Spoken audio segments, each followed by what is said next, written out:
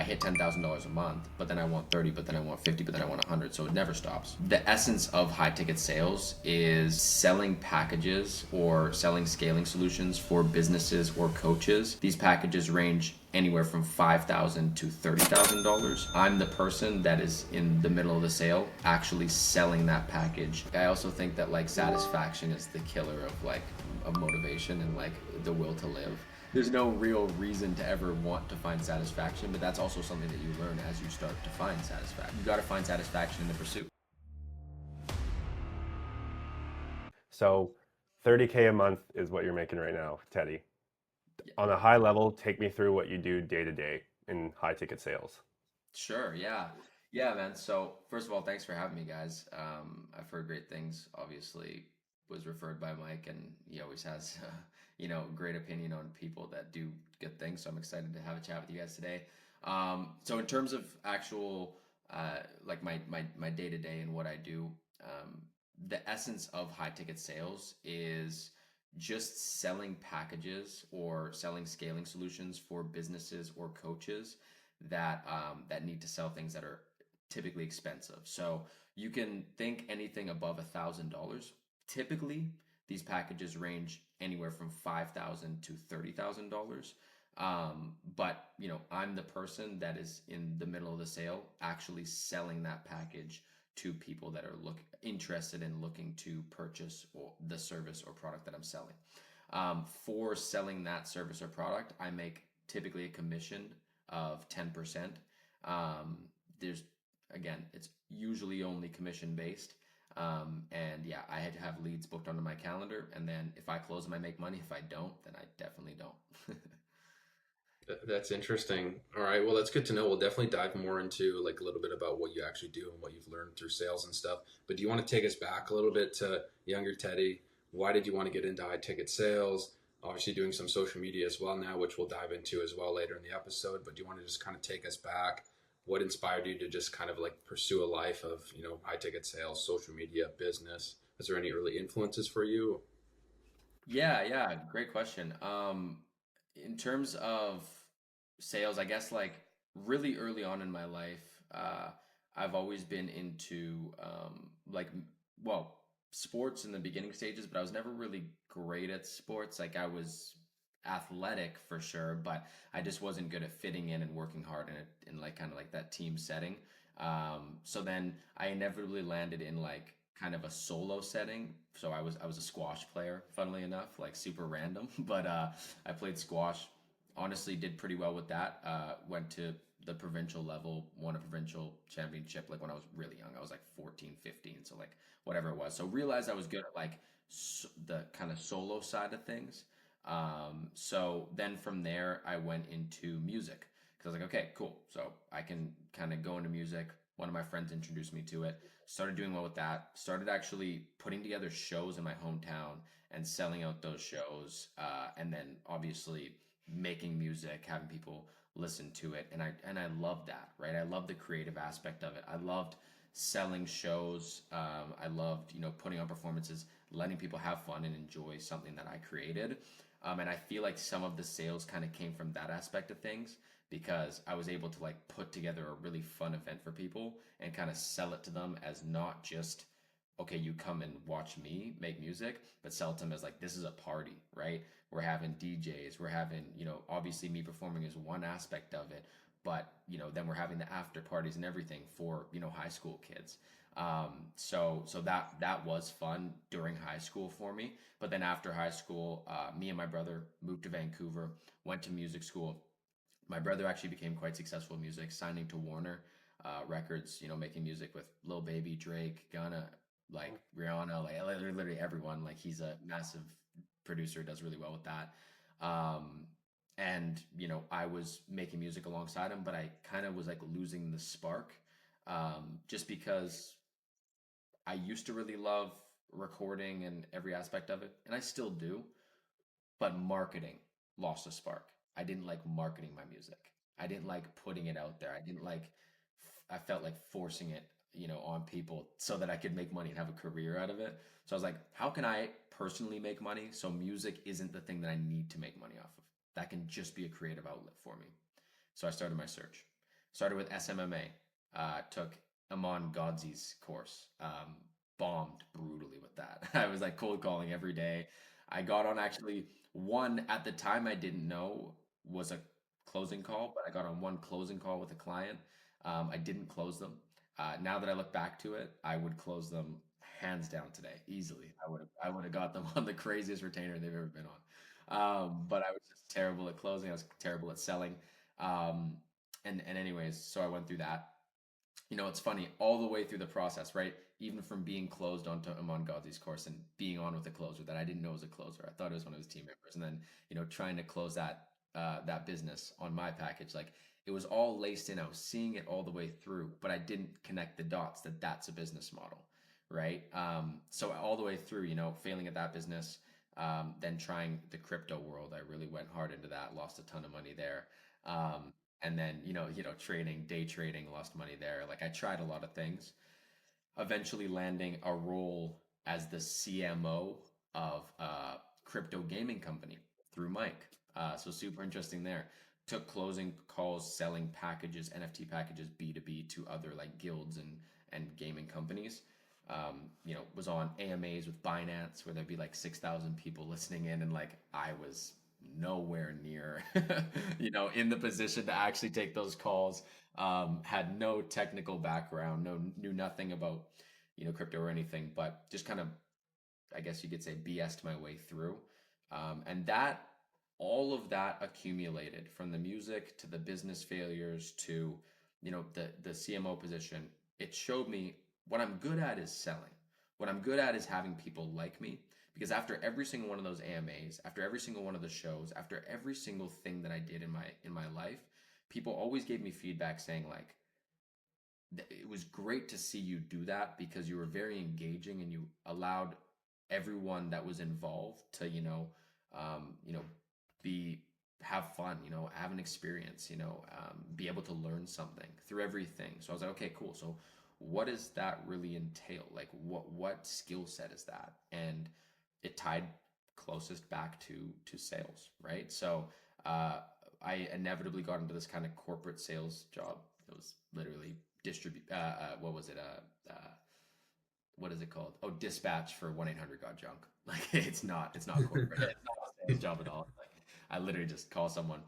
Ended up crushing. Like I demolished everyone in the training period. Like was able to like do the best numbers, get the most people jobs, all that kind of stuff. I was like, okay, I need something that like actually challenges me. So I saw, if you guys know Toozer, some people might know Toozer listening to this. He was big in the e-commerce side of things. I've been kind of buddies with him for some time just through other friends. Um, he put up a story saying in need of sales reps, looking for sales reps, and then applied to that, and the rest is history. First off, super interesting story that led you up to this point, like from the music to then crypto gaming. I mean, I can relate, and I think Tyler can too. We've tried many different paths from day trading. I tried crypto too, had some success, a lot of failure. Yeah. Never over leverage yourself with Bitcoin is what I learned from that mainly. Um, but going a little bit forward now, you're in sales. How do you find yourself on different offers? Because I know when we talked on text, you're kind of navigating through different offers now. Is it just when you want to challenge yourself, as you said, you're always looking for another challenge, or how does that kind of materialize? Yeah, so that's kind of the I guess one of the roadblocks or obstacles that most sales reps find them in when they come into the high ticket sales space, right? A lot of different industries, it's like, okay, you know, you can you can typically get a job. It's just about obviously working really hard at it and everything. But obviously getting on offers is very, very it's an interesting landscape because it is technically easier because you actually don't need qualification. You don't need, let's say, your real estate license, how you do with real estate, things like that. But at the same time, it's a little almost harder to navigate because of that, because there's so many people that are also applying. There is, people that are unqualified that are also potentially going to get the job just because that offer owner likes them. There's just so many different factors involved. So for me, what it's been, and this is kind of like the hidden code, is just networking. Everyone that I've seen that networks well is like crushes. Everyone thinks, okay, I need experience. I know for a fact that if I didn't have as much experience as the next guy, like say someone had closed $10 million worth of deals and I've currently closed around $3 million worth of deals, I would get that job over them just because of my network, just because of how I know I can go into these interviews and you know kind of say what needs to be said to get that position. A lot of people just overvalue the idea of experience, and it's really not that. So it comes down to network, and it comes down to a lot of things. I'll actually tell you guys the last gig that I got on was a massive offer. They're on pace for $4 million this month. They usually do around 2 million to 3 million a month. So they're one of the biggest offers in the space. I was the first person that got on that offer without an interview, because like they hire closers all the time. But since my network is good, their top closer on the offer just put in a word and said, "Hey, Dev is the name of the sales manager. That's the guy that sold 100 million, absolute killer." He said, "You need to hire this guy. Like he will do extremely well on the offer. He will collect cash." And then Dev didn't even interview me or anything. Just gave me a call. He's like, "Yeah, if you want the offer, you got it." Boom, I took it, and then obviously went on the offer and again did well. So it shows like if you have to be able to back it up Yeah, to be able to have that network that works for you, right? that's so interesting. And I have two questions for you. We'll start on what you just said about networking and how important it is to network. Like me and Colton both got into our new industry from networking. I don't know if you've seen some prior episodes or not. We're both from construction. I built apartments for years, and now we're in this totally new industry, loving life. It's so fun, and like that was the biggest thing for us was just networking, like going out and meeting people and like getting opportunities through networking. That's so valuable. Do you want to talk a little bit more about the importance of networking, or more specifically, any advice you could give to our audience about how to actually go out there and network? Because I think a lot of people are scared. Even me coming into a new industry, it was quite intimidating, but I ended up calling like 100 CEOs in this industry we're working in and just asking them, how did they get started? How can I get started? And try to learn from them. Do you have any advice you could give for anyone listening? Totally. So, oh, I'll tell you guys a little kind of snapshot of networking that really impressed me. So I had on my last offer, I was already in the position of being a closer, top closer on that offer. And I had actually a music show, funnily enough, that came up that I went to perform at. Someone came to the show. His name's Lavi, and he came to the show, and comes up to me before the show, and he goes, "Hey, dude, really love your stuff. Super excited to kind of see you perform tonight. I really would love to, pull you aside, have a chat about everything." And I was like, "Oh, awesome, man. You've been listening to my music?" And he's like, "No, actually, funnily enough, I'm talking about your business stuff, your sales stuff. He's like, I came from Surrey all the way. The show was all the way downtown just to be able to meet you and like." Because I really want a role as an appointment setter. Well, within 2 weeks, he had a role on the team as an appointment setter, and now he's a closer, right? So, like, genuinely going that little extra mile is important. He took the time to find my page, took the time to realize that I was a top player on that offer, took the time to go and find my other page, which was my music page, took the time to actually come all the way across town to the show, which no other single person did or has done, came and found me in real life, talked to me in depth. I didn't even give him the role too, which is funny. I said, "Yeah, absolutely. Like, I'll chat with my offer owner." I did chat with my offer owner, so I actually did attempt it. Offer owner said, "I can't bring anyone else on right now." But he then ended up reaching out to two other people on the offer.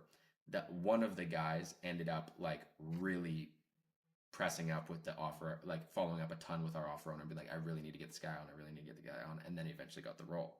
So it just shows that like his persistence allowed us to have more persistence to be like, this guy's really serious. Like for him to actually come in real life and do something like that, he's going the extra mile.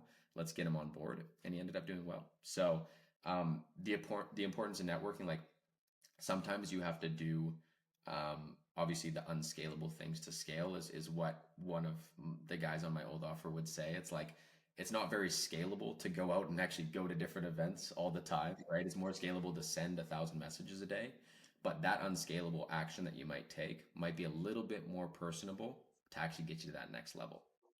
Well, that's really good advice. I know Colton's foaming at the mouth to jump off of that right now, but I'm going to take it back one more before we lose it quickly with my other question. Sure. Back on the topic, you tried day trading crypto. SMA, like you've tried a lot of different things. How important is it to go out and just try a lot of different things until you find what you like or figure it out? Because, like Colton said, me and him tried everything under the sun. I think we've come up with like 70 business ideas in the last 2 years, and we've tried like half of them. And just keep trying. Even going back to like I tried to do drop shipping when I was 16 in high school, and Sure. like it's so we've both spent so much time trying different things and figuring out what we're good at and what we like. How important do you think it is for someone listening right now just to start, like even if they don't know that that's what they're going to do, because probably it's not. I think a lot of people get afraid to just start doing something, and that's like a big turning point for Colton and I, is like really just continue to just try things. Yeah, I mean, that's like the essence of everything, I Yeah, think. Like, even from me being in high school, elementary school, all the way up to like being in my actual professional working career, it's all been trying. Like, that's all yeah, it's been. I've never believed in like, okay, cool, I go to school for, 8 years. And by the way, this is not me saying school is bad. I genuinely think like if you need school to go do your thing, then go to school. I think so many people have too many like strict rules of like, you shouldn't go to school or you should go to, you know what I mean? Like, it's all trying. It's all like maybe go to school for 2 years and then you don't like it and then go out here and try three businesses and then like I think I agree with Gary Vee on his points. Like where it's like for the most part where it's just just continue to try all the way through. Like even when you're 40, even when you're 50, like it doesn't ever stop. You don't ever find that career. Even if you find something you're successful at, continue trying. Like that's the importance of everything. And and yeah, that's why like even now, even though I'm in a successful career, a lot of people will be like, okay, cool, great, I'm making 30 grand a month, 40 grand a month, and I'm like happy, but I'm trying. Like I'm now going out and starting a resurfacing business with my brother and his friend. I'm trying that side of things. I'm going into management now, right? I took actually a pay dip to go into management to see if that works for me, right? And I love closing. I could have stayed in that and stayed comfortable making great money for a very long time, but I really need to I want to have my own thing, right? I want to try. I want to get to that next level. So, yeah.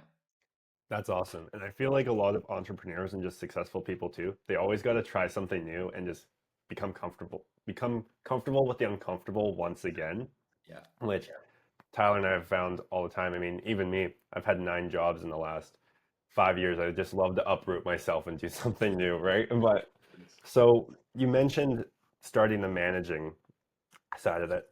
When we talked on the text, you said you were managing a team of 16, right? A team, I believe, of what was it, 10, 2, and 4? Yeah, yeah. The So three like different three teams? different teams. Yeah. Yeah, of So 16. yeah, yeah, yeah. I'm managing a team of like yeah, a bigger team, a team of 10, and then a team of a very small team. And then I'm managing yeah, like just a regular team, which is like someone that we're kind of just getting started. So yeah, that's the essence of like my management right now. And how are you finding that, managing all these different people? And are they different offers or is it under the same kind of scope? Can you take us through that a bit? Yeah, I mean, it's exactly how I kind of wanted it to be. It's uncomfortable, right? Mhm. Like I achieved my goal, right? And that's the importance of it. Is like it's harder. Yes, I'm trying to motivate reps that aren't necessarily motivated by the same things as me. Like yeah, the ideal as a manager, like the ideal scenario is that each one of your team members can do 75% of what you can do, right? That's the ideal scenario. If your team members can even do 50% of what you can do, that's pretty good. And if your team members can do 25% of what you can do, that's typical, right? That's typically where you're going to be at. And then you have to make up for the remaining, 25% to get them to 50% because you have to really, motivate them. You have to make sure that you're teaching them. Your job is to be a mentor. Your job is to actually teach them the right mindsets to be able to succeed. I don't believe that an objection handling skill or a discovery skill is going to bring them in an extra, $2,000, $3,000, $4,000 a month. But I do believe that a mindset around being accountable and not coping with everything, a mindset around, you know, obviously having more of a positive outlook on every single scenario, a learning outlook on every single scenario, good or bad. Um, you know, obviously utilizing their calendar to the best of their advantage. Like those are the mindsets that actually will double, like genuinely double their income, not the objection handling, discovery, all that kind of stuff. So that's the stuff that I have to instill in them. And if they don't believe in it as much as I do, well, then I first have to have them believe that it's going to actually get them to where they want to go, and then help them, gain the skill set. So it's hard, it's uncomfortable, and it's fun. It's exciting. You teed this next question up perfect for me because you're talking about helping people get a better mindset and understand the things that really matter and then maybe focus on the skills later. Of course, believing something is possible is super important. So I want to talk about your mindset shift from coming, you're doing, primarily just doing the closing, right? And now you're managing. How has your mindset shifted from closing to managing? Are you thinking about maybe from a scalability standpoint, there's only so many hours in a day that you can sell, but you could teach hundreds of people how to sell and kind of like how's that mindset kind of shifted from closing to managing? That's such a fantastic question. All of the biggest and most successful um, kind of, I guess, faces in this industry, the Johnny Maos, the Jeremy Miners, well, maybe not Jeremy Miner. He was kind of a different scenario, but like, Johnny Mao, um, Kishin is a good name out there too. I'm trying to think. A couple other guys. I don't know. I'm not as tapped into the industry as a lot of people are, but like a lot of faces out there, they've seen their most success from management. Well, Devonte, my old manager, absolute killer. They've seen their most success from management, right? That's what takes you from the 30 to 40K months to the 100, 200, 300K months, as like a personal income standpoint. But not only that, it just gives you a better resume. Like if I can come to someone and say, hey, look, like I've managed, five, you know, 3 million, 4 million, $5 million sales teams rather than I've closed $5 million worth of sales, I have a way better position to be able to, you know, do something real. And the other side of it is I'm now seeing the inside of a business. I've now learned, okay, I learned a high income skill set. I know how to close deals. That's really important. But do I know the inner workings of a business? No, that's what more comes from management, right?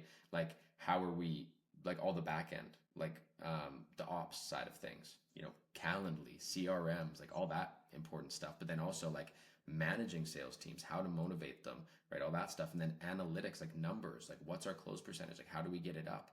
Right? The bulk number, like how much are we collecting in cash and like what each rep is like, that is a more important skill set than it is just being able to close deals. So this is teaching me a lot, especially going into my resurfacing business as well. Teddy, I need to ask you, you've talked about mindset, managing other salespeople, which obviously is more difficult when you're even saying you're more motivated yourself. If Yeah. you were starting again from appointment setter to closer to manager, is there anything you would do differently to whether it was to scale faster into a management position or be able to be a better appointment setter or closer? Is there anything you would do for someone who's trying to get into appointment setter and eventually become a closer and maybe even a manager? That's really interesting. I wouldn't do anything different personally. Um, I think, yeah, I wouldn't do anything different personally. The reason why I say that is because I got into being an appointment setter last May, right? So, like, really not that long ago. Within 6 months, I was a closer. From being a closer, I became a top closer on my offer until the offer literally dive bombed and almost went to zero, right? Because there was a change of management. The actual owners left and went to another endeavor, left it with our manager, and then our manager is now in the process of ramping it back up. I switched offers from that offer to one of the most top performing offers in the industry, stayed there for 3 months, and then went into obviously trying to, do my own thing with management and then also obviously the resurfacing. So truly, like my whole trajectory of sales, I think is how everyone's trajectory should be. Like going into appointment setting, making some money there, becoming closer as soon as possible, and either sticking with closing for a good amount of time to build up as much cash as possible, and then eventually pivot, or just sticking with closing for like I did about actually a year on the dot, and then becoming uncomfortable and taking a step back to eventually scale up. Like it's just you got to move with pace, and I see so many people get caught in like oh wow, I'm making, $10,000 a month as an appointment setter. Let me just stay in this for a while and like stack, and then like, I don't have to become a closer because that's like scary. But that's the only thing that can really set you back is just getting stuck in that mode there. Interesting. Okay, I mean that's good advice. Maybe if you could give a little bit more advice to our audience specifically, if obviously you have a community, you're doing social media as well, which we'll dive into probably shortly here. Is there anything you could say right now about actually starting? Like, how can someone get off of this, podcast right now and go find their first job, appointment setting, starting their career? You've kind of outlined the steps you've taken. I think it's been really insightful for our audience. Could you give some advice on how someone could start today? Sure, yeah, that's a good question. So there is obviously just utilizing like Instagram and TikTok.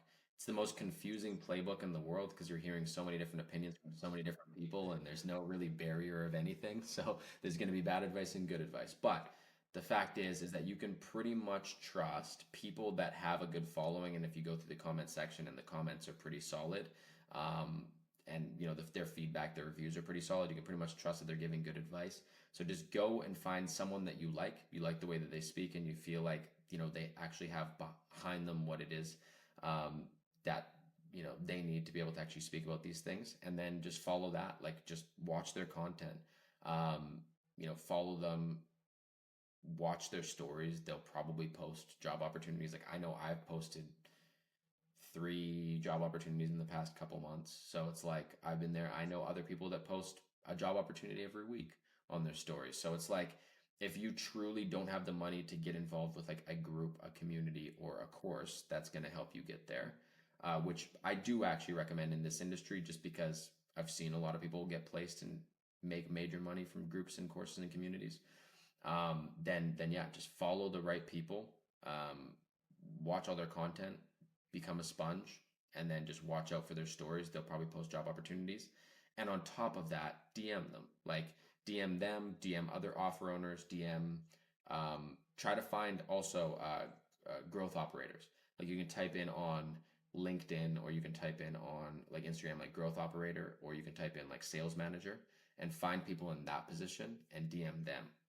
Typically they'll send you like a form of theirs that just is like a master document where they store all those sales reps, and then whenever they have opportunities come up, they're going to probably reach out to you for an interview.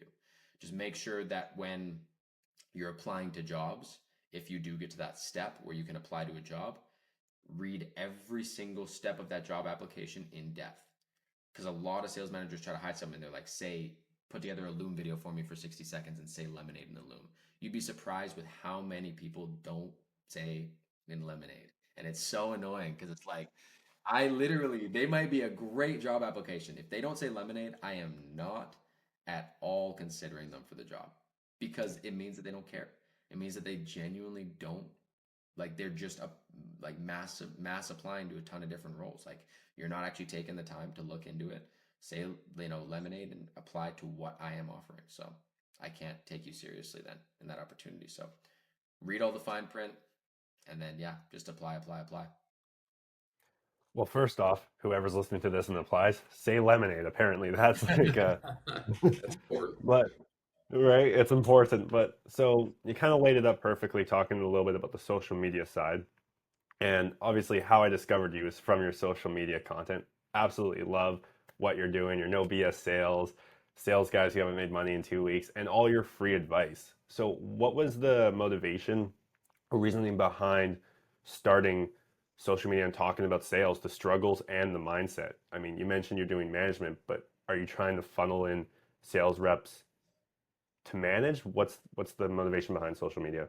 Yeah, I mean, so obviously it's an asset, right? Like my original goal was to be like, okay, if I can build a personal brand, then I can do anything. Like if I build a personal sales brand, then there's nothing I can't do. I could either build a course, sales community, make money off that, leverage it there. I could network, which is awesome. And by the way, you guys want to talk about networking? If you build a solid social media where you're saying things that people trust, networking just falls into place. I've never ever in the last year since I've been doing social media had to actually reach out to one single person. Every single opportunity, every single connection, everything I've ever gotten was someone reaching out to me in my DM. just because I'm posting this stuff, I'm constantly out there and people are seeing like, oh, this guy's actually good at what he does. So let me reach out, make the opportunity. I got my last role from it. I got my management gig from it. It all falls into place once you're out there and you have that kind of digital resume out there.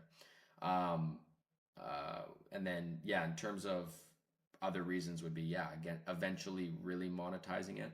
I have been able to monetize it somewhat to this point. Like I said, I have, a handful of people in the community that I'm helping out. And then other than that, just like the nice messages that I get from people like, dude, honestly, I've been implementing your stuff and it's worked really well for me. And, I just want to let you know I got a role. And I'm just like, that's sweet. Like, that's so sick. So, yeah, it's awesome to see that stuff too. That's cool. I'm curious, two kind of questions again. So one, did you always kind of know you wanted to do social media to some degree? I guess maybe it's going to be many questions in one. So that's kind of like that. Were you scared to start social media? Or was it something, you were just like, yep, it's time to do it. Let's do it. And then two, off the back of that, someone sitting at home right now, what would you say to them about starting it? Obviously, you've outlined all the benefits. Is there any like advice you would give on actually starting? Because I mean, me and Colton are both doing videos now as well, doing the podcast for I think 4 months now, social media as well for like 4 months, loving it. The opportunities are already stacking up just from doing it in such a short amount of time. But we're both afraid to start. Like most people sitting at home right now, people are scared they're going to get judged by their friends and family.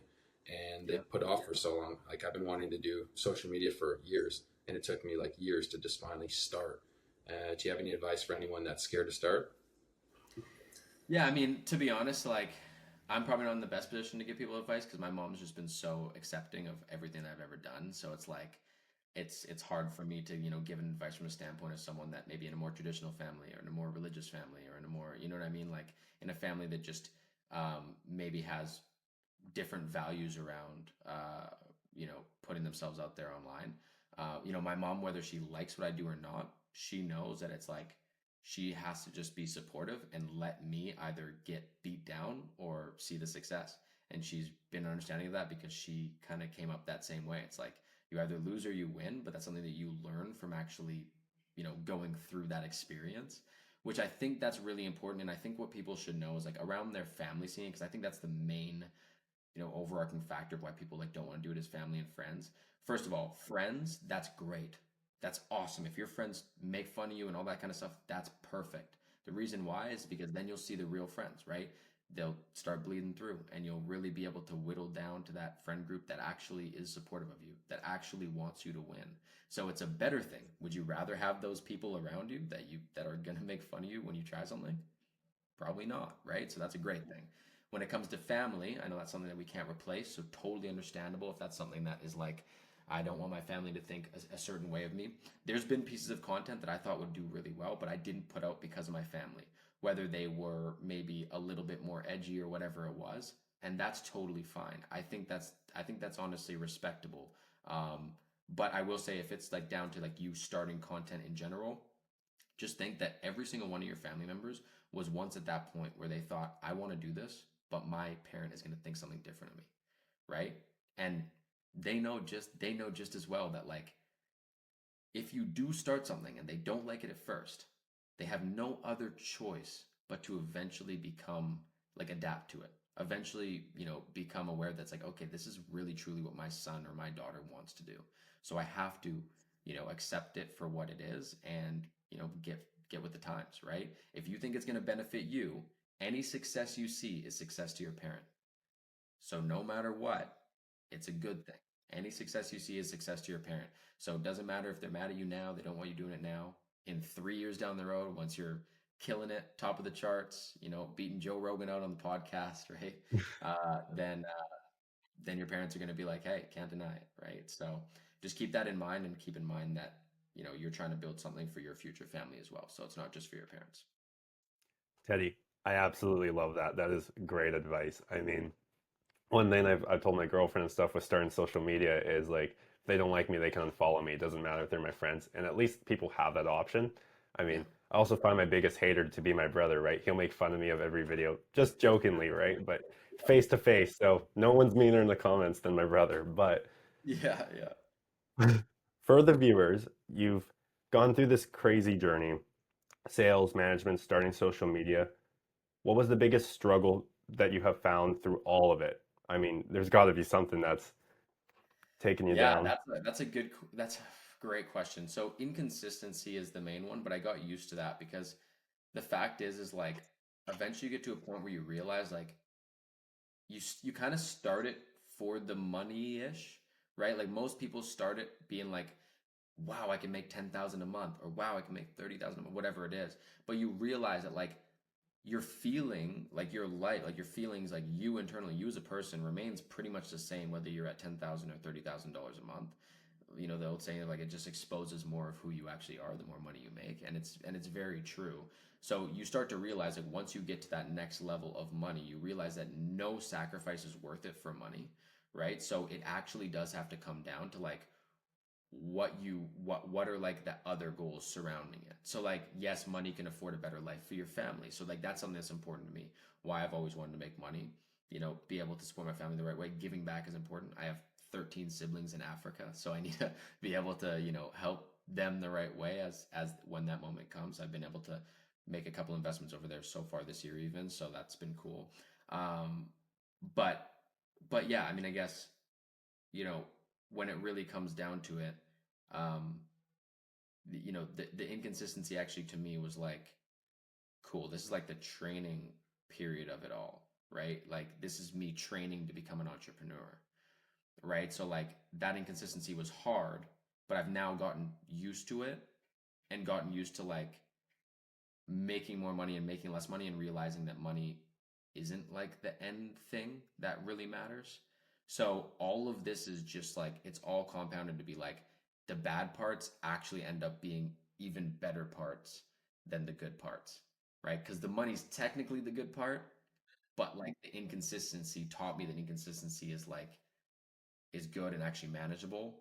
And then, you know, like the other parts of like having to work on a Saturday and Sunday, it taught me to like not be always, you know, going out and partying or going on this trip or like whatever it is, and like just being consistent and being determined and being disciplined. And like that felt like a bad part in the beginning, and then it turned to a good thing. And like I'm really happy that I can work all the way through the week and like be happy with the work that I'm doing and knowing it's building towards something big. um so yeah, I'd say those things are important.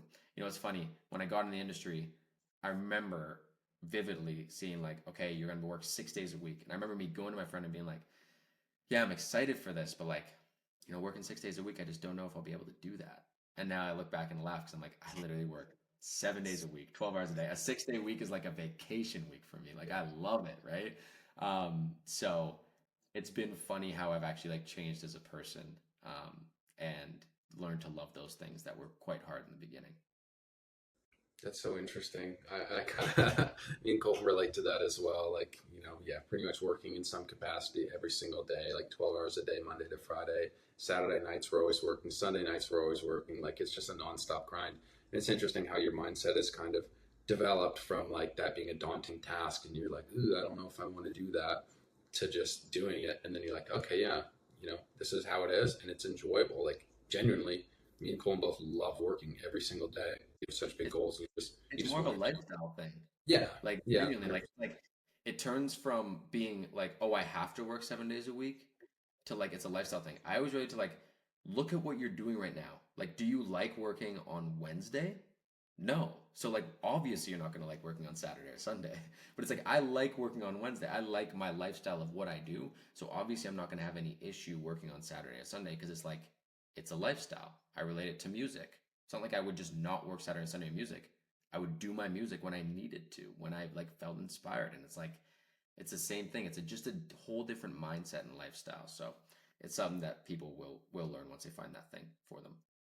yeah. Okay. Do you think that's the important part? It's that one, like we've talked about, kind of the theme of the episode is just trying, going through the ropes, figuring out what works for you. And then two, do you think people will eventually adapt to that lifestyle once they find what they want? They just have to keep trying.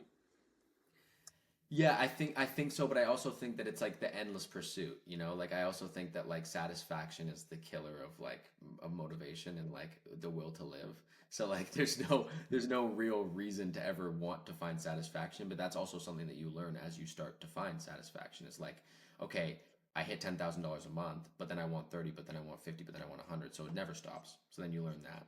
And then you go in and you find, okay, I found this thing that I like, but then I want to be uncomfortable again, but then I want to be comfortable, then I want, so it never stops. So you just got to have, you got to find satisfaction in the pursuit, right? And that's really, really important. That's why I've come to the conclusion that I'll work till I'm 99, right? Um, but I will say one point, one topic on that is you're never gonna like the thing that might be your thing day one. Maybe not even month one, maybe not even year one. So don't exit off of the checklist, right? The bucket list just because you tried it for 2 months, 3 months, and you don't like it. You'll actually always 100% of the time not like aspects of that thing that might be for you, right? Like, I'm sure you guys might not like editing. I'm sure you guys might not like dealing with that VA that sucks. I'm sure you guys, you know what I mean? So it's like the thing that you guys that someone might find that's like, "Oh, this is really great. This is for me." You know, there's going to be aspects you don't like, and once you come to terms with that, things get easy. Like with management, for instance, I love hopping on team meetings. I love training. I love getting that feedback and being like, "Oh, cool, we figured this out together." But I don't love, when I have to write 6 different frameworks for 6 different ICPs just because an offer owner is like, I need you to do this because it's important. When I think, well, I think that my sales reps can adapt to different ICPs because that's what they're built for. But it's fine because that's part of my role. I have to do that. That's what I feel. So, Teddy, we've gone through a lot in this episode, which I think is going to be super valuable for our viewers. What's the goal for the next 12 to 24 months? I mean, you've already kind of laid out within roughly a year or so. You went from appointment setter to now manager, like very steep incline in trajectory. What's the next goal going forward? My next goal going forward is to make an impact in this industry. So I think I've made somewhat of an impact in personal relationships, but I want to make a widespread impact, whether that's through, you know, multiple sales teams doing really well, or whether that's through, me actually running a community that like we build very successful reps. I just want to make a big impact in the world of sales in the high ticket space, and also, taking door to door guys, or car salesmen or real estate salesmen, and showing them kind of this world and like how it affords you that same, I guess, lifestyle that they want to live, but in just a better kind of vehicle. So there's a lot that I want to do in the industry, but you know, for me, it's kind of that alongside my other business that I'm looking in, or not looking into, that I'm starting and currently running with my brother and his friend, and being successful there, and just actually starting to build my actual business, my entrepreneurial, um, uh, you know, portfolio. It was tough leaving my last offer as a closer, but I told my last offer manager that like I have to go into business, start building my portfolio, start building something for myself, and he was super understanding. I've been doing well with sales for a little bit now, and did what I wanted to do. Um, so yeah, now it's on to just making an impact and helping other people do it, as well as making something for myself. Well, thanks, Teddy. I feel like you dropped a lot of value in this episode. You gave people a pretty clear framework, I suppose, if they want to get into high ticket sales, as well as the importance of starting a personal brand and networking. Tons of value was dropped in this episode. So thank you very much, Teddy, for taking the time to get on today. Yeah, of course. It was a pleasure, guys. The pleasure's mine, and yeah, I it's sweet what you guys are doing. I'm sure we'll be staying in touch, and potentially some business opportunities down the road.